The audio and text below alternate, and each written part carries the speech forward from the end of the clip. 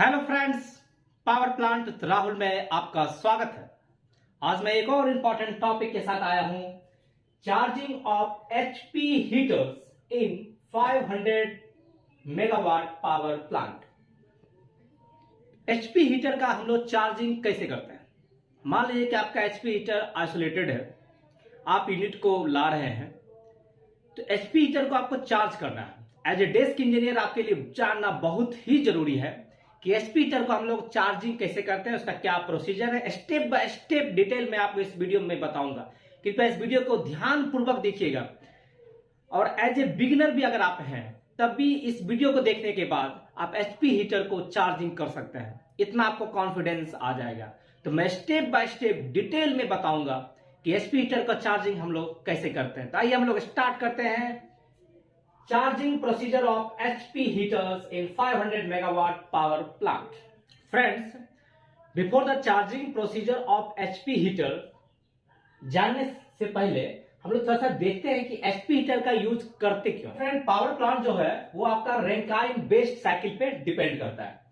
Rankine cycle में आपने पढ़ा होगा कि बेसिकली 4 कंपोनेंट्स होता है, boiler, turbine, condenser and the pump होता है। इसे 4 से 1 आपका this is the boiler part होता है, जिसमें आपका कांस्टेंट प्रेशर पे हीट एडिशन होता है। 1 से 2 आपका टरबाइन प्रोसेस होता है, जिसमें आपका आइसेंट्रोपिक आपका एक्सपेंशन होता है। 2 से 3 आपका constant pressure heat rejection process होता है, और 3 से 4 आपका आइसेंट्रोपिकली कंप्रेशन होता है, जहां पे हम लोग प्रेशर को इंक्रीज करते हैं। बेसिकली आपका इसी साइकिल पे पावर प्लांट वर्क करता है। तो यहां पे हम लोग देखते हैं कि आपका जो बॉयलर का पार्ट हम लोग देखते हैं। बॉयलर में आपका जो हीट एडिशन हो रहा है, इसमें 3 जोन हो रहा है। एक आपका 4 से मान लेते हैं, इसको 5 कर देते हैं और इसको 6 कर देते हैं। मान लीजिए 4 से 5 अलग आपका हीट जोन ऑफ एडिशन है, 5 से 6 अलग है, एंड 6 से 1 अलग है। 4 से 5 आपका क्या होता है? लो टेम्परेचर हीट एडिशन होता है, जिसको हम लोग कहते हैं इकोनोमाइजर पार्ट। 5 से 6 आपका बॉयलर पार्ट होता है, ठीक है, जिसमें आपका ड्रम से आता है, डाउन कमर होते हुए, राइजर ट्यूब होते हुए, फर्स्ट पास होते हुए आपका ड्रम में आता है। तो यहां से यहां तक आपका क्या होता है? वाटर प्लस स्टीम का मिक्सचर बनता है यहाँ पे। और 6 से क्या होता है? आपका सुपर हीटेड कॉइल जो है, जो भी आपका रेडिएंट रूफ है, LTASH है, डिविजनल है, प्लेटेन है, यहां सारा पार्ट में आपका हीट होके यहां से स्टीम निकलता है। ये जो 4 से 5 का जो हीट एडिशन होता है बॉयलर में, ये आपका लो टेम्परेचर हीट एडिशन होता है, जहां पे आपका सब कूल्ड वाटर होता है। ये आपका सब कूल्ड वाटर है, और यहां से हीट एडिशन करते करते आपका सेचुरेटेड वाटर बनता है यहाँ पे, और ये यहां पे फिर आपका सेचुरेटेड स्टीम बनता है, फिर आपका सुपर हीटेड जोन में जाता है। तो हम लोग का जो मेन कोशिश रहता है कि इस पार्ट में जो हीट एडिशन हो रहा है, इस पार्ट को आपको कम करना है। क्योंकि क्या होता है कि आपका बहुत सारा हीट का यूटिलाइजेशन जो होता है, वो आपका सब कूल्ड जोन से आपका सैचुरेटेड लिक्विड बनाने में ही चला जाता है, और इससे आपका बॉयलर का एफिशिएंसी डिक्रीज हो जाता है। तो आपका क्या हुआ कि रीजनरेशन प्रोसेस का हम लोग यूज करते हैं, एचपी हीटर, एलपी हीटर का यूज करके, जो इस जोन में जो है आपका हीट एडिशन हम लोग बॉयलर में कर रहे हैं, उसको हम लोग मिनिमाइज करते हैं, और कोशिश करते हैं कि आपका बहुत क्लोज पार्ट, मींस आपका जो बॉयलर में जो फीड वाटर पहुंचे वो सेचुरेटेड लिक्विड के फॉर्म में पहुंचे, ठीक है। कोशिश करके क्या होता है कि आपका जनरली बहुत क्लोज टू सेचुरेटेड लिक्विड के पार्ट में पहुंचे, ताकि आपका जो low temperature of heat addition का जो जोन है बहुत कम से कम हो, और आपका जो बॉयलर का हीट जो है वो यूटिलाइज हो मेनली आपका सेचुरेटेड लिक्विड से सेचुरेटेड वेपर बनाने में। तो इसलिए हम लोग एचपी हीटर का यूज करते हैं यहां पे कि इस जोन में जो आपका जो ये जो जोन है हीट एडिशन का, ये जोन मिनिमाइज करना हो। तो इसलिए हम लोग एचपी हीटर का यूज करते हैं। एचपी हीटर का यूज करने से बहुत फायदा होता है। One of the important reason for using the HP heater is to increase the overall thermal efficiency of the power plant. कैसे एफिशिएंसी इंक्रीज करता है फ्रेंड्स? देखिए, जैसा मैंने आपको बताया कि 4 से 5 में आपका जो हीट एडिशन हो रहा है वो low temperature of heat addition है, मींस आपका सब कूल्ड लिक्विड को हम लोग सैचुरेटेड लिक्विड में कन्वर्ट कर रहे हैं। तो फीड वाटर का यूज करके क्या करते हैं हम लोग कि जो बॉयलर में जो फीड वाटर सेंड कर रहे हैं वो आपका नियर टू सैचुरेटेड लिक्विड के फॉर्म में भेज रहे हैं। हम लोग इसको क्या होता है स्टेप वाइज हीट करके करके करके जनरल हम लोग सैचुरेटेड लिक्विड के फॉर्म में ही भेजते हैं बॉयलर में।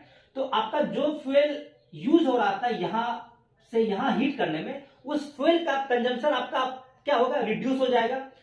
तो अल्टीमेट जो आपका फ्यूल का कंजम्पशन कम हो जाएगा तो ओवरऑल थर्मल एफिशिएंसी आपका क्या हो जाएगा, इंक्रीज हो जाता है।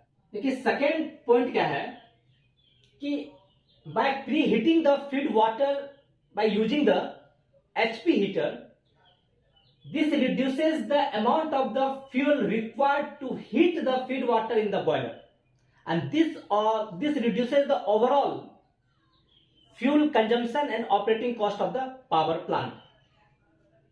Friends, जो आपका यहां से यहां हीट करने में जो आपका फ्यूल लग रहा था वो फ्यूल आपका कंजम्पशन कम हो गया।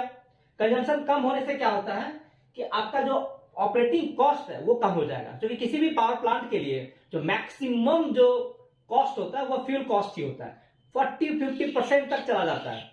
तो अल्टीमेट आपका जो फ्यूल यहाँ पे बर्न हो रहा था इसको हीट करने में वो आपका क्या होगा, रिड्यूस हो गया, और फ्यूल कंजप्शन जैसे ही रिड्यूस हुआ ऑपरेटिंग कॉस्ट आपका घट जाता है। देखिए फ्रेंड, थर्ड जो मेरा इंपॉर्टेंट पॉइंट है एचपी हीटर यूज करने का फायदा, कि HP heater helps in reducing the temperature difference between the incoming feed water and the steam generated in the boiler।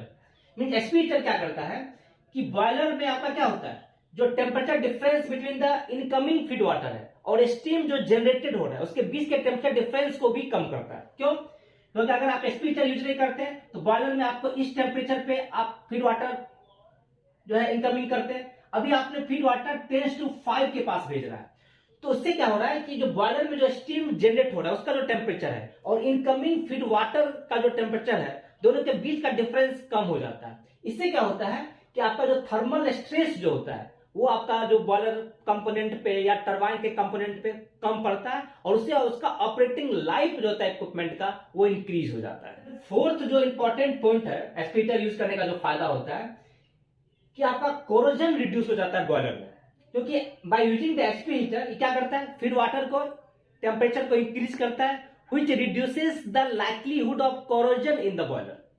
क्योंकि मान लीजिए कि जो भी आपका फीड वाटर में एयर मान लीजिए सक करता है तो आपका फीड वाटर में क्या करता है वो आपका एयर निकल जाता है।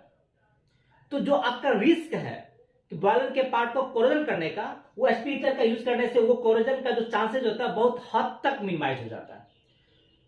तो इस टाइप से आपने फ्रेंड देखा कि एचपी हीटर का यूज करने का बहुत सारा फायदा है। अब हम लोग देखते हैं चार्जिंग प्रोसीजर क्या है। एचपी हीटर जो होता है प्लांट में, जो एचपी हीटर हो या एलपी हीटर हो, वो जनरली किस टाइप का होता है, सेल एंड ट्यूब टाइप होता है। Shell and tube type heat exchanger होता है, जिसमें आपका ट्यूब साइड में आपका क्या रहता है, वाटर होता है, फीड वाटर, और सेल साइड में आपका क्या रहता है, एक्सट्रैक्शन स्टीम रहता है। ठीक है फ्रेंड, समझ गए? आपका ट्यूब साइड में आपका वाटर रहता है और सेल साइड में आपका एक्सट्रैक्शन स्टीम रहता है। तो एचपी हीटर जनरली आपका दो सेट होता है, एक एचपी हीटर 5A 6A होता है और एक एचपी हीटर 5B से 6B होता है। दो सेट एचपी हीटर का यूज होता है। तो 5A एंड 5B में जो स्टीम हम लोग जो यूज करते हैं वो आईपी टरबाइन से आता है। एक्सट्रैक्शन स्टीम होता है जिसका आपको टेम्परेचर और प्रेशर भी आपको जानना जरूरी है फ्रेंड्स। इसका टेम्परेचर जनरली 400 डिग्री सी के आसपास होता है और प्रेशर जो होता है वो 17 kg के आसपास होता है। ठीक है, और 6A एंड 6B में जो एक्सट्रैक्शन स्टीम जो हम लोग यूज करते हैं वो आपका CRS से रहता है, कोल्ड रीहीट लाइन से हम लोग टैपिंग लेते हैं, जिसका टेम्परेचर जो होता है वो 350 डिग्री सी के आसपास होता है और प्रेशर जो होता है वो जनरली 44 या 45 kg पर सेंटीमीटर स्क्वायर रहता है। ठीक है, तो फ्रेंड्स 5A एंड 5B में हम लोग आईपी टरबाइन से लेते हैं extraction steam, and 6A and 6B में CRS लाइन से टैपिंग लेते हैं। तो आपका दो सेट है, 5A से 6A में जाता है एंड 5B से 6B में भी आपका जाता है। और इसके अलावा आपका दो बाईपास लाइन भी है। एचपी हीटर को बाईपास करने के लिए आपका दो बाईपास लाइन है फ्रेंड्स, आपको इस पिक्चर में दिख रहा होगा FDV11 एंड FDV12, जो इसका बाईपास लाइन है एसपी हीटर का। FDV11 जो है वो आपका 100% बाईपास लाइन है और FDV12 जो है वो 50% बाईपास लाइन है। देखिए इस दोनों लाइन का यूज कब करते हैं, मान लीजिए कि आपका एचपी हीटर सर्विस में दोनों सेट 5A एंड 5B दोनों सेट आपका सर्विस में है। अचानक आपको एक सेट को आउट करना है, एक सेट मान लीजिए कि 5A एंड 6A को आपको आउट करना है। जब भी आपको 5A को आउट कीजिएगा तो 6A को भी आउट करना पड़ेगा, या 5B को अगर आउट करते हैं तो 6B को भी आउट करना पड़ेगा। ठीक है, ऐसा नहीं है कि 5A को आउट कर दिया 6A सर्विस में है। जब भी 5A आउट होगा तो 6A आउट होगा, या 6A आउट होगा तो 5A, पूरा एक सेट को ही आउट करना पड़ता है। मान लीजिए कि आपका किसी मेंटेनेंस पर्पज से अपने one set of HP heater को आपको आउट करना है, तो उसमें क्या होगा कि आपका एक सेट तो सर्विस में रहेगा और उस केस में आपका FDV12 जो 50% बाईपास लाइन को आपको चार्ज करना होगा। ठीक है, तो उसके बाद जो होगा फीड वाटर एक एचपी हीटर सेट से जाएगा और दूसरा जो है FDV12 के थ्रू आपका 50% लाइन से जाएगा। मान लीजिए कि आपका दोनों सेट को आउट करना पड़ गया, HP heater 5A 6A and HP heater 5B 6B दोनों सेट को आपको आउट करना है। देन आपका FDV11 का जो लाइन है 100% वाला, उसको आपको चार्ज कर देना है, क्योंकि इसका कैपेसिटी जितना दोनों का कैपेसिटी है उतना इसका इस लाइन का कैपेसिटी है, और इसका FDV12 का कैपेसिटी आपका one set of HP heater के इक्विवेलेंट है। तो फ्रेंड्स आप समझ गए होंगे कि FDV11 लाइन का कब यूज करते हैं और FDV12 का कब यूज करते हैं। तो friends feed water HP heater को आपको चार्ज करना है। तो अभी आपका फीड वाटर इनिशियल कंडीशन क्या है कि FDV11 जो आपका 100% बाईपास लाइन है एचपी हीटर का, उससे थ्रू आपका फीड वाटर जा रहा है। ठीक है, अब आपको एचपी हीटर को चार्ज करना है। तो ये चीज याद रखिएगा फ्रेंड्स कि फीड वाटर हीटर जो आपका एचपी हीटर है should first be charge from water side then from steam side. HP heater को जब भी चार्ज करेंगे सबसे पहले वाटर साइड को आपको चार्ज कर लेना है फ्रेंड्स, उसके बाद स्टीम साइड को चार्ज करना है। वाटर साइड चार्ज करने से पहले आपको देख लेना है कि एचपी हीटर का से रिलेटेड जितना भी वर्क परमिट है, PWC है, सारा का आपका क्लोज हो चुका है कि नहीं, उसको आपको इंश्योर कर लेना है for the safety reasons. Second, जितना भी एचपी हीटर में आपका इनलेट वाल्व है, आउटलेट वाल्व है, उसका इंटीग्रेटेड बाईपास वाल्व IBV सबका पावर स्टोर है कि नहीं, इसको आपको इंश्योर कर लेना। इसके बाद ही एचपी हीटर का फीड वाटर साइड चार्ज करना है। चार्जिंग के समय आपको ध्यान रखना है कि जितना भी वेंट वाल्व आपका जो है ensure that water box drain valve are in close condition. Water box का जो ड्रेन है वो आपका क्लोज कंडीशन में होना चाहिए। ठीक है फ्रेंड्स, उसके बाद crack open water box manual vents of all the heaters. Water box का जो अब देखिएगा वाटर बॉक्स के साइड में आपका इस टाइप से आपका वेंट वाल्व निकला रहता है, तो वेंट वाल्व को आपको ओपन कर लेना है, क्रैक ओपन करना है। ध्यान देखिएगा, क्रैक ओपन करने से क्या होता है कि प्रॉपर आपका वेंटिंग होता है। फिर थर्ड पॉइंट है फ्रेंड्स कि ओपन IBV का फुल फॉर्म क्या होता है, integrated bypass valve of FDV7। FDV7 friends कहां पे रहता है, HP heater 5A feed water inlet valve. Feed water inlet valve है FDV7, उसका एक बाईपास वाल्व है, छोटा सा बाईपास वाल्व रहता है। सबसे पहले उसको आपको ओपन करना है, मींस मेन वाल्व जो आपका FDV7 है उसको ओपन नहीं करना है, नहीं तो वाटर हैमरिंग का चांस रहेगा और सेकेंड प्रॉपर वेंटिंग नहीं हो पाएगा। तो इसके IBV को आपको ओपन कर लेना है, छोटा सा लाइन होता है। और IBV ऑफ FDV9 कहां रहता है फ्रेंड्स, एचपी हीटर 5B का feed water inlet valve, means HP heater 5A का फीड वाटर इनलेट वाल्व का IBV and HP heater 5B का फीड वाटर इनलेट वाल्व का IBV, दोनों को आपको ओपन कर देना है। To allow feed water entry to the heaters. जब आपका दिखेगा कुछ समय के बाद जो आपने water box manual vent open किया था, क्रैक ओपन, उससे आपका वाटर निकलना शुरू हो जाएगा। आपका शुरू में तो एयर निकलता है, क्योंकि जो आपका लाइन फिल होता है तो एयर निकलेगा, फिर आपका एयर प्लस वाटर का मिक्सचर निकलता है, बबल बनना शुरू होगा। धीरे धीरे क्या होता है कि आपका कंटिन्यूअस वाटर निकलना शुरू हो जाता है।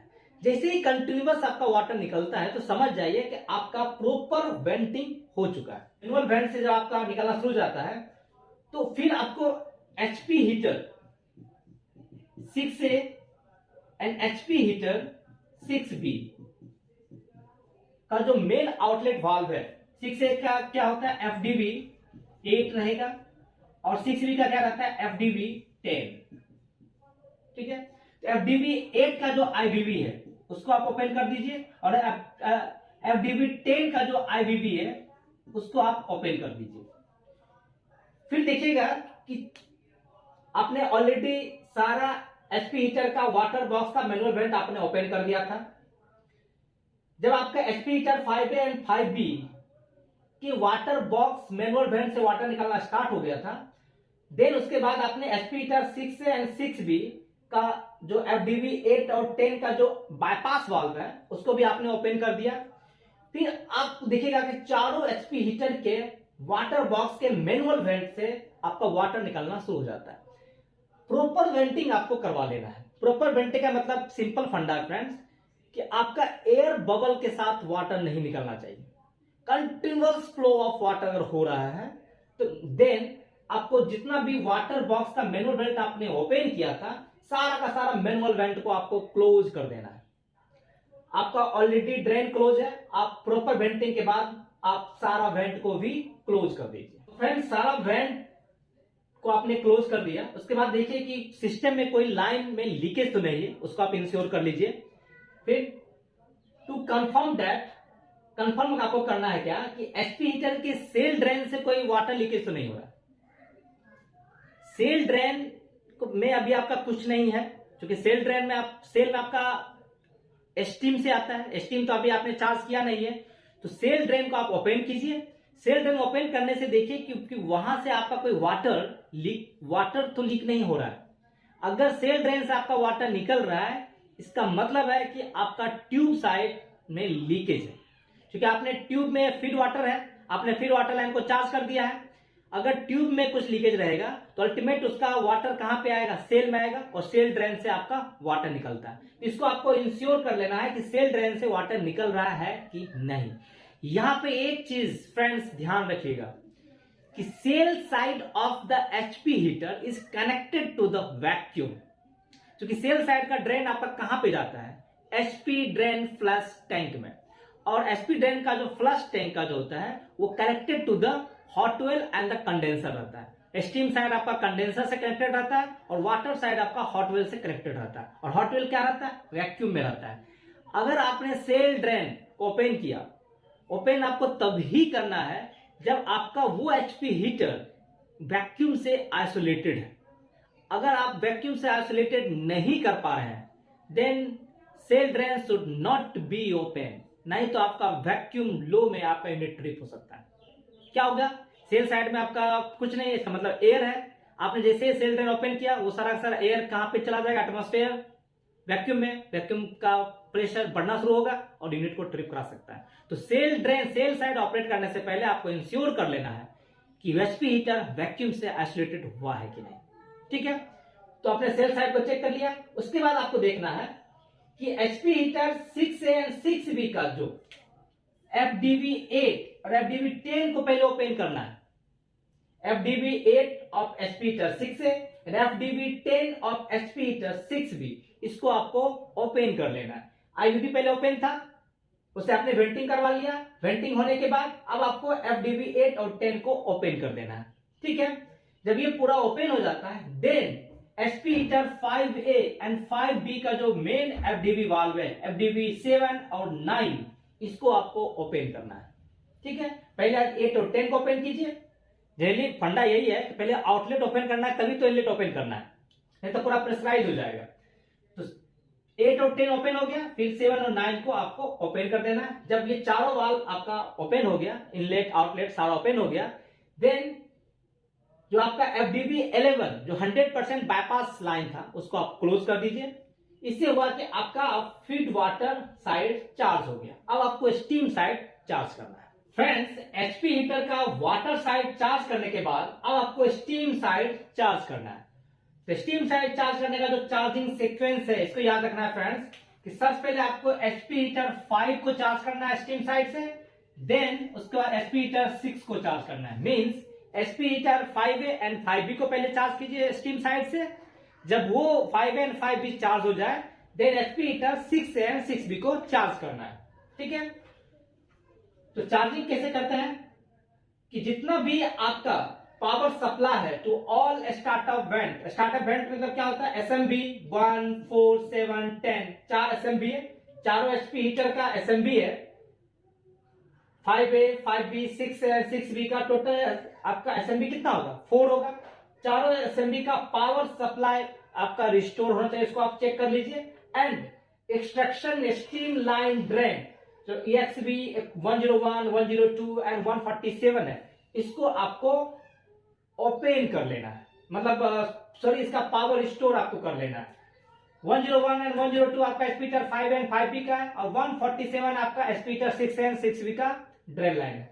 इसका सबका पावर सप्लाई चार्जिंग से पहले जितना भी आपका उससे रिलेटेड वाल्व है उसका पावर सप्लाई है कि नहीं उसको आप इंश्योर कर लेना है।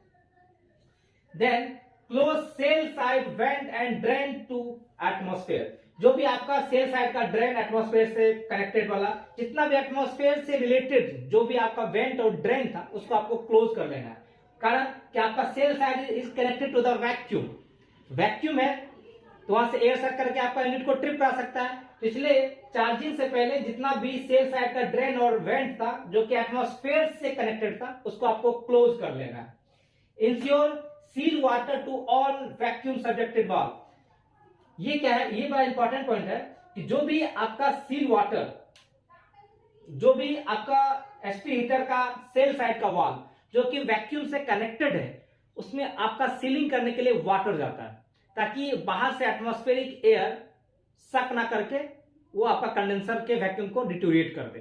तो उसको बचाने के लिए जितना भी आपका वैक्यूम से रिलेटेड जो भी वाल्व है जितना भी आपका सबका हम लोग सीलिंग करने के लिए वाटर भेजते हैं। और वाटर कहां से लेते हैं, CP से लेते हैं। CP के डिस्चार्ज से लाइन से एक लाइन टैपिंग करते हैं और वहां से सारा जगह आपका वैक्यूम पंप का के वाल्व में या आपका जितना भी आपका जितना भी आपका फ्लश ड्रेन फ्लश टैंक से कनेक्टेड जितना भी वाल्व है सबका आपका सीलिंग करने के लिए वाटर जाता है ताकि बाहर से एटमॉस्फेरिक एयर वो सक ना कर ले। उसके बाद friends, slowly open manual isolating valves of all normal and emergency drip control valve. जितना भी emergency drip and normal drip का जो मैनुअल आइसोलेटिंग वाल्व होता है सबको स्लोली आपको ओपन करना है। ठीक है फ्रेंड्स, ये इमरजेंसी एंड नॉर्मल ड्रिप क्या होता है कि HP heater 6A, HP heater 5A, इसी प्रकार friend HP heater 6B and HP heater 5B। HP heater 6A का ड्रिप जो होता है, दो ड्रिप होता है, एक आपका नॉर्मल ड्रिप जो जाता है SP हीटर 5A में जाता है और एक आपका इसका जो इमरजेंसी ड्रिप होता है वो HP ड्रेन फ्लश टैंक में जाता है, इमरजेंसी ड्रिप। ठीक है फ्रेंड्स, ध्यान दीजिए, HP हीटर 6A का जो नॉर्मल ड्रिप होता है वो HP हीटर 5A में जाता है। उसी प्रकार HP हीटर 6B का जो नॉर्मल ड्रिप होता है वो HP हीटर 5B में आपका जाता है। यहां पे आपका एक ड्रिप वाल्व लगा रहता है, ड्रिप वाल्व रहता है वो आपका न्यूमेटिकली ऑपरेटेड वाल्व होता है। उसके आगे एंड पीछे दो आइसोलेटिंग वाल्व होता है। जैसे यहाँ पे आपका न्यूमेटिक वाल्व है, इसके आगे और पीछे दो आइसोलेटिंग वाल्व होता है। ठीक है, इमरजेंसी ड्रिप में भी आपका न्यूमेटिकली ऑपरेटेड वाल्व होता है, यहाँ पे इसके आगे एंड पीछे दोनों दो आइसोलेटिंग वाल्व रहता है। इसको आपको स्लोली ओपन करना है। उसी प्रकार एसपी हीटर 6 से का भी नॉर्मल ड्रिप होगा और एक इमरजेंसी ड्रिप होगा। नॉर्मल ड्रिप जो होता है वो आपका चला जाता है डिएरेटर में। यहां पे भी आपका न्यूमेटिकली ऑपरेटेड ड्रिप वाल्व होता है। इसके भी आगे एंड पीछे 2 आइसोलेटिंग वाल्व रहता है और एक इमरजेंसी ड्रिप होता है जो आपका एचपी ड्रेन फ्लश टैंक में जाता है। यहां पे भी आपका न्यूमेटिकली ऑपरेटेड वाल्व होता है। इसके आगे एंड पीछे आपका 2 आइसोलेटिंग वाल्व होता है। सिमिलरली आपका एचपी हीटर 5B का जो नॉर्मल ड्रिप होता है वो आपका डिएरेटर में जाता है और इमरजेंसी ड्रिप जो होता है वो एचपी ड्रेन फ्लश टैंक में जाता है। यहां भी नॉर्मल ड्रिप में आपका न्यूमेटिकली ऑपरेटेड वाल्व होता है, उसके आगे एंड पीछे 2 आइसोलेटिंग वाल्व रहता है और इमरजेंसी ड्रिप में भी आपका 2 आइसोलेटिंग वाल्व रहता है। इसी को फ्रेंड बोलता है कि slowly open manual isolating valve of. Normal drip का भी ओपन कर लेना है आइसोलेटिंग वाल्व को और इमरजेंसी ड्रिप को भी आइसोलेटिंग वाल्व को ओपन करना है। स्लोली ओपन इसलिए बोलता है करने के लिए क्योंकि आपका shell side connected to the vacuum रहता है। तो देखिए कि आपको वैक्यूम के प्रेशर को देखते हुए धीरे धीरे इसको ओपन करना है। अगर वैक्यूम का प्रेशर डिटोरेट कर रहा है तो आपको फटाक से इसको क्लोज कर दीजिए, ठीक है। तो इस प्रकार वैक्यूम को देखते हुए इसको धीरे धीरे ओपन करके फुल ओपन कर देना है, नॉर्मल ड्रिप को भी और इमरजेंसी ड्रिप को भी। जितना भी आइसोलेटिंग वाल्व है उसको आप सारा ओपन कर दीजिए फ्रेंड्स। उसके बाद open continuous vents and emergency drip control valve slowly to remove accumulated air and condensate to condenser. Check for any drop in vacuum. ठीक है, इंपॉर्टेंट पॉइंट है। अब आपको क्या करना है कि कंटिन्यूअस वेंट को आपको ओपन कर देना है। Continuous went always open condition में ही होना चाहिए। कंटिन्यूअस वेंट क्या होता है कि जो भी स्टीम आपका एचपी हीटर में आता है वो क्या करता है, कंडेंस होता है। कंडेंस होने से जो भी उसके अंदर जो आपका कंडेंसेबल गैसेस है, एयर है, उसको आपको निकालना होता है। इसलिए कंटिन्यूअस वेंट लाइन दिया हुआ है कि उसको आपको ऑलवेज ओपन कंडीशन में रखना है ताकि जो भी कंडेंसेड नॉन कंडेंसेबल गैसेस वगैरह है, आपका स्टीम कंडेंस करेगा तो कुछ तो गैस निकलेगा, वो सारा का सारा गैस हो या एयर हो वो एचपी हीटर से निकलता रहे। और ये कंटिन्यूअस वेंट आपका connected to the HP drain flush tank से कनेक्टेड होता है, ठीक है। तो कंटिन्यूअस वेंट को आपको ओपन कर लेना है और emergency drip control valve, normal drip को अभी कुछ भी हाथ नहीं लगाना है। इमरजेंसी कंट्रोल वाल्व में थोड़ा थोड़ा कमांड दीजिए, 2, 3, 4% के आसपास कमांड देके वेट एंड वॉच कीजिए। उसको ओपन हम लोग क्यों करते हैं, ताकि आपका जो भी अभी आपका सेल साइड पूरा खाली है, खाली मतलब क्या होता है, एयर है। तो कंटिन्यूअस वेंट से आपका क्या हुआ कि जो भी एक्यूमुलेटेड एयर है वो आपका निकल गया और सेल साइड में जो भी कंडेंसेट पहले से मान लीजिए पड़ा हुआ है तो वो आपका पूरा का पूरा खाली हो जाए, कंडेंसेट आपका निकल जाए, कंडेंसर में चला जाए। और इस प्रोसेस में आपको कंडेंसर वैक्यूम को ऑब्जर्व करते रहना है, उसमें कोई ड्रॉप तो नहीं हो रहा है, ठीक है। उसको आपको चेक करते रहना है, ठीक है। तो कंटिन्यूअस वेंट और इमरजेंसी ड्रिप कंट्रोल वाल्व को आपको स्लोली ओपन कर देना है। नेक्स्ट स्टेप क्या है, open extraction steam line drain, जो आपका EXB 101, 102 एंड 147 था, उसको आपको ओपन करना है। ओपन करने से क्या होता है कि जो भी उसमें flush out accumulated condensate in line, जो भी उस लाइन में कंडेंसेट है, क्योंकि स्टीम है, लाइन बहुत दिन से अगर चार्ज नहीं रहेगा तो स्टीम क्या हो जाएगा, उस लाइन का स्टीम वाटर बन जाता है, कंडेंसेट बन जाता है। तो उस कंडेंसेट को हमको बाहर निकाल देना है, इसलिए एक्सट्रैक्शन स्टीम लाइन ड्रेन को आपको ओपन कर देना है।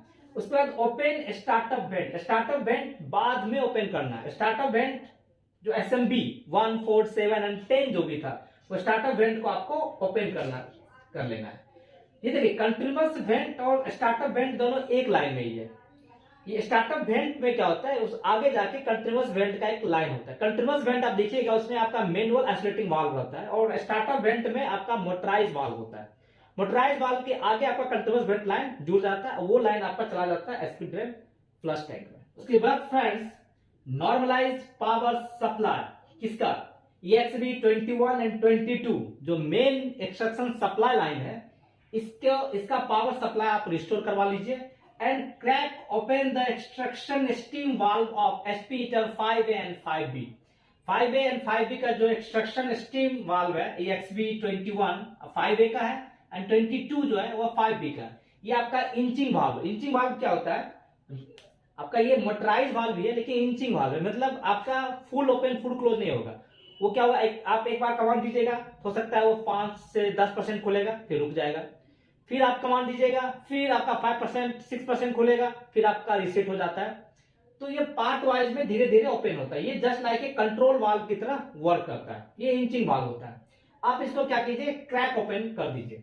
21 एंड 22 का क्रैक ओपन करने से क्या होता है कि आपका वार्म अप सेल, आपका सेल साइड क्या होगा, वार्म अप होगा, एंड पाइप जो होगा उसका वार्म अप होता है।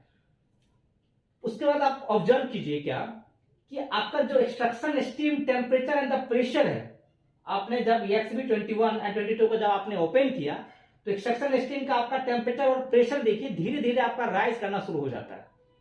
ठीक है, उसको आपको एब्जॉर्ब करना है। और फिर देखिएगा कि आपका जो ड्रिप का टेम्परेचर है वो भी आपका इंक्रीज होना शुरू हो जाता है। और ड्रिप को आपको जो कंट्रोल करना है, कंट्रोल HP हीटर का drip level through both normal and emergency drip control valve. Normal और इमरजेंसी का जो कंट्रोल वाल्व है उसके थ्रू आपको HP हीटर का ड्रिप को कंट्रोल करना है। क्योंकि क्या होता है, अगर आप ड्रिप को कंट्रोल नहीं कीजिएगा तो HP हीटर हाई लेवल पे ट्रिप हो जाता है। तो लेवल को आपको मेंटेन रखना है, कंट्रोल करना है through both normal drip and emergency drip control valve से। तो फ्रेंड, आपने जो EXP 21 एंड 22 को ओपन किया था, देखिएगा कि आपका एक्सट्रैक्शन स्टीम का जो टेम्परेचर और प्रेशर धीरे धीरे आपका इंक्रीज करता जाएगा और ड्रिप वाटर टेम्परेचर भी आपका इंक्रीज करता जाएगा। जब आपका धीरे धीरे टेम्परेचर इंक्रीज करेगा और इसको थोड़ा थोड़ा ओपन करते जाइए।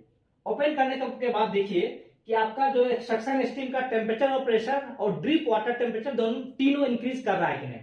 अगर इंक्रीज करने लगा तो थोड़ा थोड़ा और ओपन करते जाइए। ये तो इंचिंग वाल्व है, थोड़ा थोड़ा आप ओपन कमांड दीजिएगा, आपको रीसेट होकर थोड़ा थोड़ा ओपन करता जाएगा।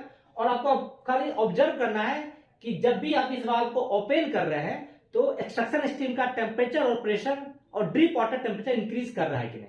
ठीक है, सिमिलरली इसी प्रकार से आप HP heater 6A and HP heater 6B का जो एक्सट्रैक्शन स्टीम वाल्व है, इसका है EXP 23 है और इसका EXP 25 है।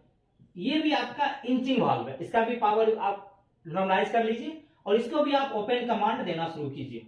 ओपन कमांड दीजिए, उसके बाद देखिए कि इसका भी स्टीम जो सेल साइड हीटिंग हो रहा है कि नहीं, इसका जो एक्सट्रैक्शन स्टीम का टेम्परेचर और प्रेशर दोनों इंक्रीज हो रहा है कि नहीं, ड्रिप का टेम्परेचर इंक्रीज हो रहा है कि नहीं, इसको भी आप चेक कीजिए। जब आप देखिए इंक्रीज हो रहा है तो थोड़ा थोड़ा और ओपन करते जाइए।